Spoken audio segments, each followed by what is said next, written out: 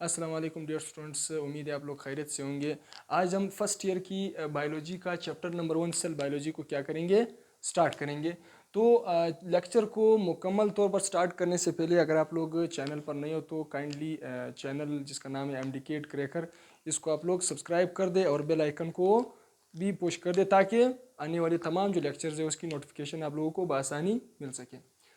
तो अब हम सबसे पहले सेल बायोलॉजी जो है उसको डिफाइन करने से पहले हमारा जो सबसे पहला फोकस होगा किस चीज़ पर है, लफ्ज़ बायोलॉजी पर है। अगर हम इसको देखा जाए तो यह लफ्ज़ जो बायोलॉजी है ये दो अल्फाज से मिलकर के बना हुआ है। एक है हमारे पास बायो और दूसरा क्या है, लॉजी। तो बायो जो है वो फिर मजीद हमारे पास किस लफ्ज़ से, बायोस लफ्ज़ से बनाया गया है, निकाला गया है या डिराइव किया गया है। और लॉजी जो है वो हमारे पास लोगो से अखज़ किया गया है। बायोस इसका मतलब है लाइफ और लोगोस जो है उसका मतलब क्या है, स्टडी। तो अगर हम देखा जाए लाइफ से हमारा मतलब क्या है, मकसद क्या है, लाइफ से मकसद है लिविंग ऑर्गेनिजम्स। क्योंकि जहां लिविंग ऑर्गेनिजम्स हैं वहाँ ही लाइफ है ना। नॉन लिविंग ऑर्गेनिज्म से तो हम लाइफ को रिलेट नहीं करेंगे। जो हम लाइफ को रिलेट करेंगे वो हम किस चीज़ से रिलेट करेंगे, लिविंग ऑर्गेनिज्म से ही हम क्या कर देंगे, इसको रिलेट करेंगे।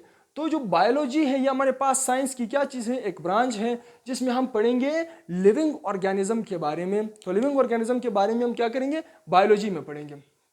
अब हम आ जाते हैं, ये जो लफ्ज़ सेल बायोलॉजी है ये भी हमारे पास क्या है, ये कंप्लीट एक किताब नहीं है, एक टॉपिक नहीं है, बल्कि ये हमारे पास एक कंप्लीट आप डिपार्टमेंट भी कह सकते हैं, एक कंप्लीट फील्ड ऑफ स्टडी भी कह सकते हैं। तो इसका हम लोग आज क्या पढ़ेंगे, एक सिंपल सा इंट्रोडक्टरी लेक्चर है जिसमें से हम पढ़ेंगे सेल।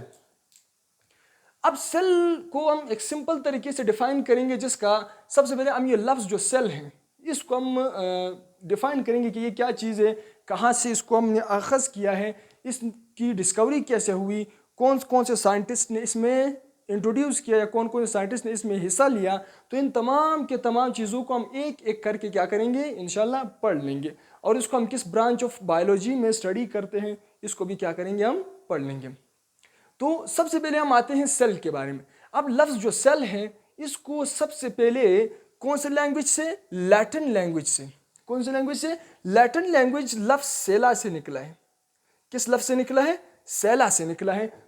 और इसलिए ये जो सेला है इसका मतलब क्या है, मतलब है स्मॉल रूम्स, छोटा सा कमरा भी कह सकते हैं, स्मॉल कंपार्टमेंट, एक छोटा सा वही कंपार्टमेंट। और हमारे पास तीसरा जो मीनिंग है उसका क्या है, स्मॉल बॉक्सेस।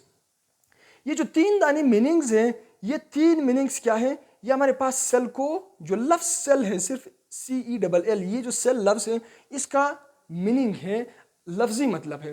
डेफिनेशन के बारे में अगर हम बात कर ले तो डेफिनेशन सेल का क्या हो सकता है, डेफिनेशन बड़ा सिंपल है कि the basic unit of life, जिंदगी का जो बुनियादी इकाई है, जिंदगी का बुनियादी इकाई को हम क्या कहते हैं, हम इसको सेल कहते हैं। या फिर सिंपल बात है basic unit of living organisms. Basic unit of living organisms जो है इसका मतलब क्या है, क्या मकसद है, हम इससे क्या मुराद लेना चाहते हैं। अगर हम देख ले जितने भी लिविंग ऑर्गेनिजम्स हैं, जितने भी जानदार हैं, वो चाहे बड़े जानदार हैं, चाहे छोटे जानदार हैं, चाहे मिडल साइज जो एनिमल्स है या प्लांट्स हैं, ये जो है ये क्या है, अगर आप इनको देख ले या आप इनकी को एनालाइज कर दे तो इनकी जो बॉडी है वो एक बेसिक पॉइंट से ही स्टार्ट हुई है। एक बेसिक पॉइंट, बेसिक पॉइंट का मतलब एक ही सेल से स्टार्ट हुई है और उस सेल को हम नाम देते हैं जाइगोट। अब ये जो जाइगोट है ये हमारे पास स्पर्म और एग्स के कॉम्बिनेशन से बनता है।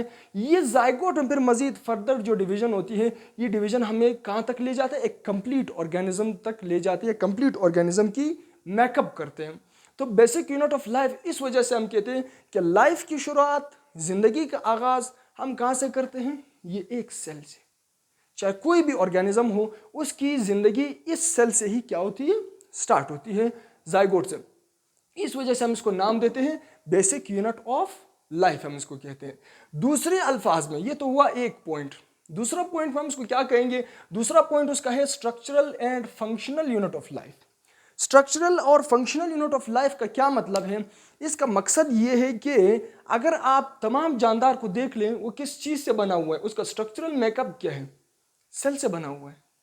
अगर आप उनको देख लें, उनके बॉडी में फंक्शन जो कर रहे हैं, जितने भी फंक्शनल पार्ट्स हैं, तकरीबन सारे पार्ट्स फंक्शनल होते हैं। तो ये जो फंक्शनल पार्ट्स है, इसमें कौन सा चीज़ वो क्या कर रहा है, कंट्रीब्यूट कर रहा है, यही सेल है। क्या चीज़ है, यही सेल हमारे पास कंट्रीब्यूट करते हैं। तो इस वजह से अगर आप बॉडी को देखा जाए, वो भी सेल से बना हुआ है। बॉडी में जो काम करते हैं, जो फंक्शंस करते हैं, ठीक है, जो एक्टिविटीज परफॉर्म करते हैं, वो भी हमारे पास क्या है, सेल ही है। तो इस बुनियाद पर हम कहते हैं कि cell is the structural and functional unit of life. ठीक है, तो ये था हमारे पास सेल का एक दूसरा सा पॉइंट भी है। अब ये जो सेल है, सेल को हम जहां पर स्टडी करते हैं, इसकी जो स्टडी पॉइंट है, स्टडी जो हमारे पास लोकेशन है, वो हम कहां पर करते हैं, साइंस के किस ब्रांच में, साइंस में से फिर बायोलॉजी, और बायोलॉजी में से जो मजीद सब ब्रांच है उसका नाम है साइटोलॉजी। हम साइटोलॉजी में क्या करते हैं, साइटोलॉजी में हम सेल के बारे में स्टडी करते हैं, या इसको दूसरे अल्फाज में आप सेल बायोलॉजी भी क्या कहते हैं, सेल बायोलॉजी भी कह सकते हैं। ठीक है, तो साइटोलॉजी या जो सेल बायोलॉजी है, इसमें हम जो स्टडी करते हैं वो हम किस चीज़ की स्टडी करते हैं, हम सेल की स्टडी करते हैं। ठीक है, अब सेल देखो, ये हमारे पास माइक्रोस्कोपिक ऑर्गेनिज्म है, छोटा ऑर्गेनिज्म है, हम नेकेड आई से उसको नहीं देख सकते, इसलिए हम इसकी को स्टडी करने के लिए एक स्पेशल इक्विपमेंट की ज़रूरत होती है, जिसको हम नाम देते हैं माइक्रोस्कोप का। किस चीज़ का हम इसको नाम देते हैं, माइक्रोस्कोप का हम इसको नाम देते हैं।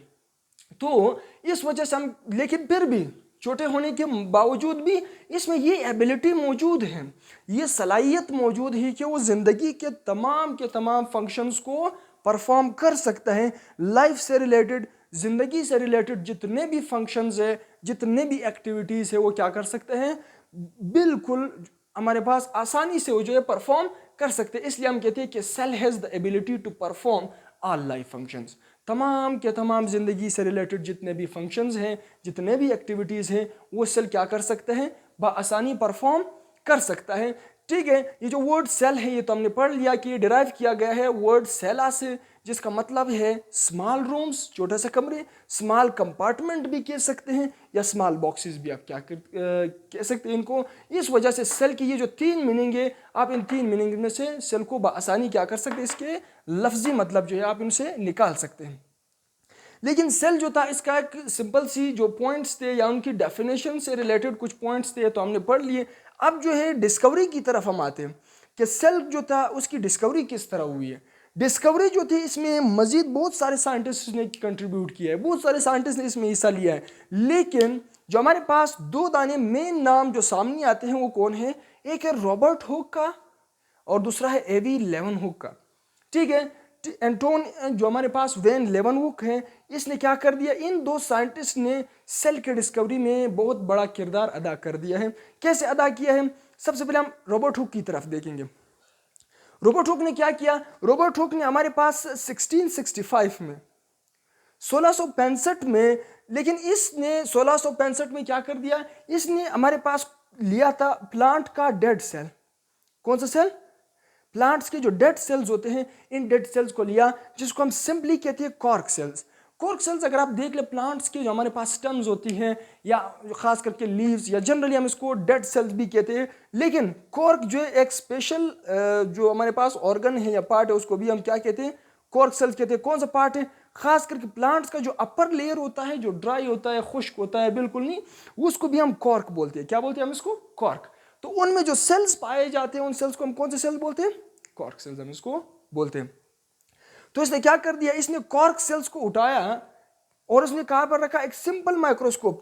जिस सिंपल माइक्रोस्कोप को किसने डिस्कवर किया था, हमारे पास एवी लेवनहुक ने 1600 के आसपास उसने क्या कर दिया था, इसको डिस्कवर कर दिया था। जब इसने, हमारे पास माइक्रोस्कोप एक सिंपल माइक्रोस्कोप था पिछले ज़माने की, यानी कि पुरानी जो हमारे पास अदवार थे उनके माइक्रोस्कोप थे, तो बड़े ही सिंपल माइक्रोस्कोप हुआ करते थे।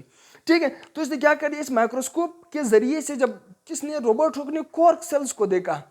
किसको देखा, कॉर्क सेल्स को जब देखा, तो उसने क्या देखा, उसने हमारे पास एक छोटे से डब्बे देख लिए, स्मॉल बॉक्सेस देख लिए थे।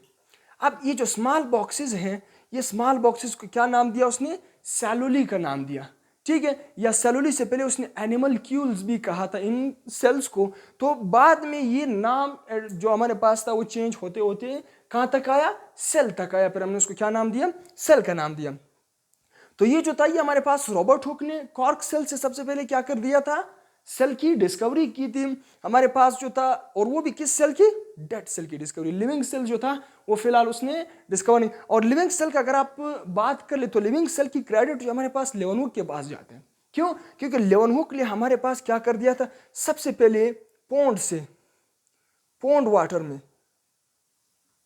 वाटर में उसने क्या देखा, उसने बैक्टीरियल सेल की डिस्कवरी की थी। किन सेल की डिस्कवरी की थी, बैक्टीरियल सेल की डिस्कवरी की थी अपने सिंपल माइक्रोस्कोप की मदद से।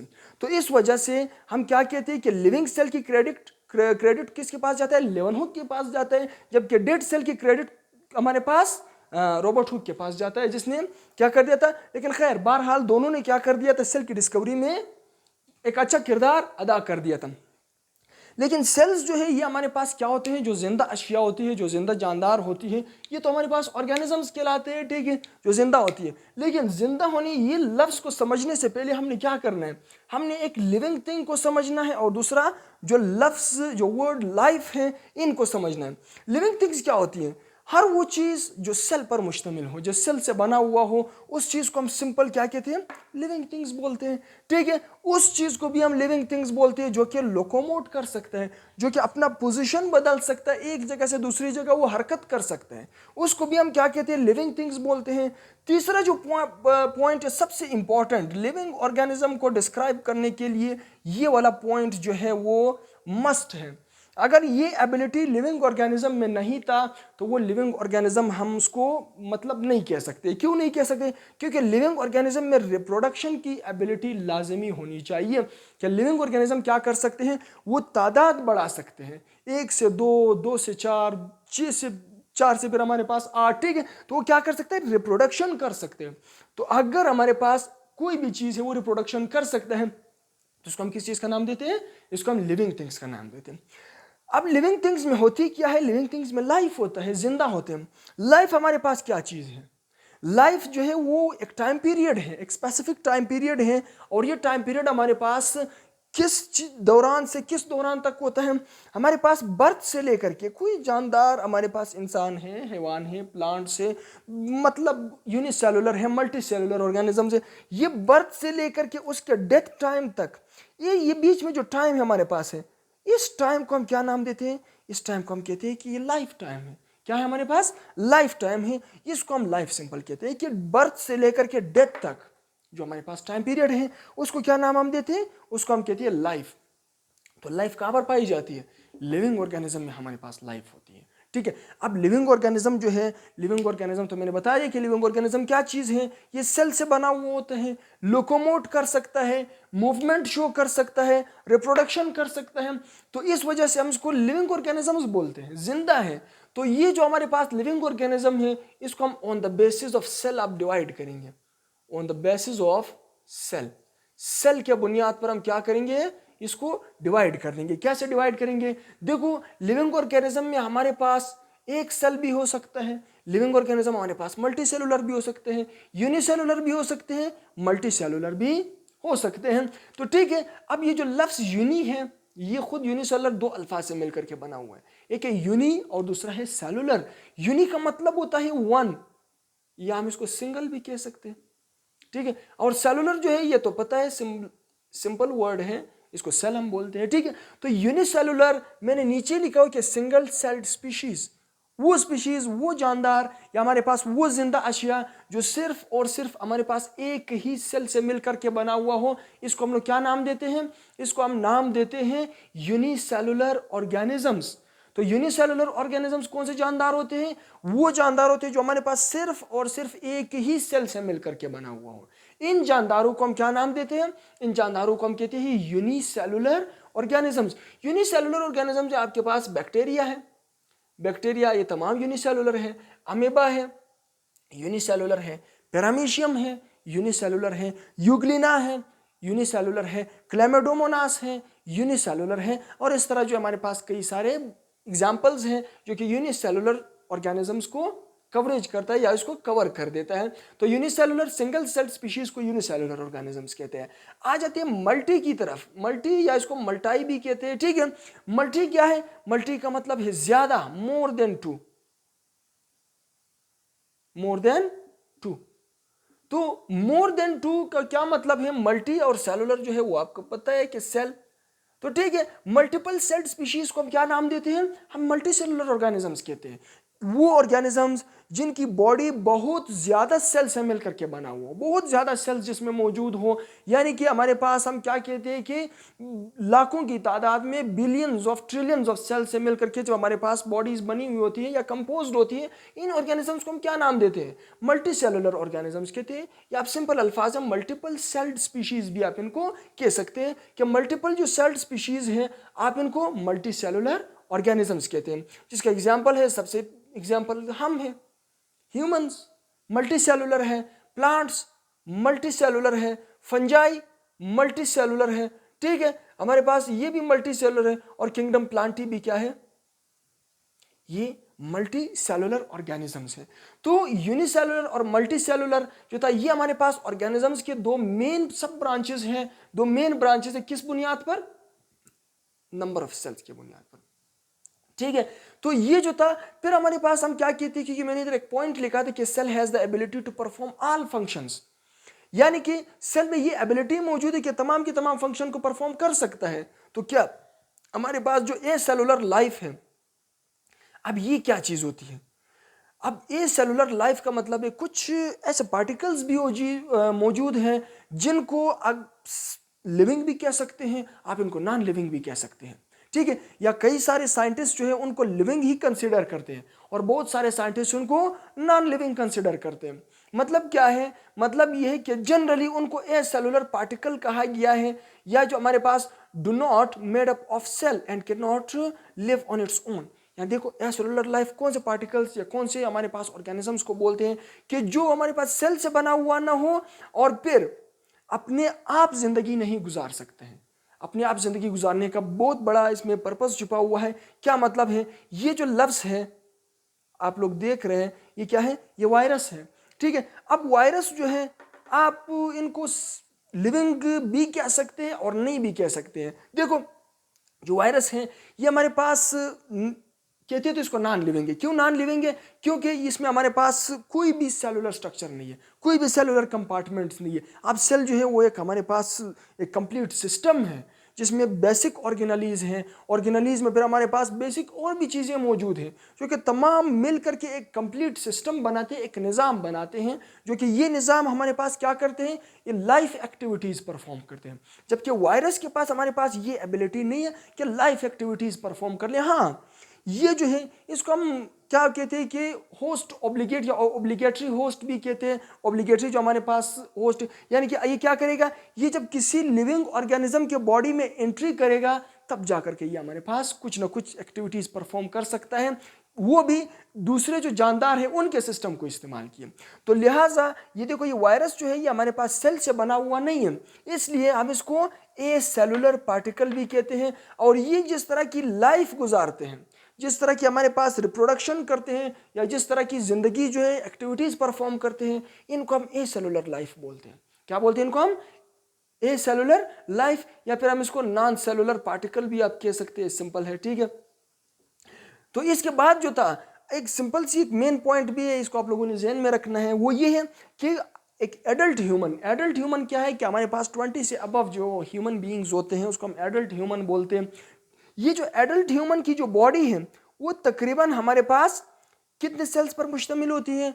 तकरीबन, ये कंफर्म्ड वैल्यू नहीं है, हाँ एवरेज वैल्यू है कि हमारे पास जो एडल्ट ह्यूमन की बॉडी है वो तकरीबन 37 ट्रिलियन सेल से मिलकर के बना हुआ होता है। कितने सेल से मिलकर के बना हुआ होता है? तकरीबन 37 ट्रिलियन सेल से मिलकर के बना हुआ होता है। और ये जो है ये हमारे पास क्या करती है? एडल्ट ह्यूमन बॉडी की कंपोजिशन करती है। साथ में ये जो था ये हमारा एक सिंपल सा इंट्रोडक्टरी लेक्चर था सेल बायोलॉजी का। तो इंशाल्लाह जो हमारे पास आने वाले लेक्चर्स होंगे उनमें हम पढ़ेंगे सेल थ्योरी के बारे में। तो सेल थ्योरी जो है वो भी एक इंपॉर्टेंट लेक्चर है। एग्जाम के हवाले से भी शॉर्ट क्वेश्चन में आपके अक्सर जो छोटे मोटे क्वेश्चन आते हैं, MCQs में भी इनके जो पॉइंट्स होते हैं वो अक्सर हमें तंग करते रहते हैं। तो लिहाजा नेक्स्ट जो लेक्चर है वो हमारा क्या होगा? वो सेल थ्योरी के बारे में होगा। तो सबसे पहले आपने क्या करना है, हमारा जो चैनल है MD-CAT क्रैकर के नाम से, आपने इनको क्या करना है? सब्सक्राइब करना है, लाइक भी कर देना है, ताकि आपकी सपोर्ट की वजह से हम क्या कर सके, हम मतलब मज़ीद से मज़ीद वीडियो बनाए जा सके ताकि, ठीक है। तो तब तक अल्लाह हाफिज़, थैंक यू सो मच।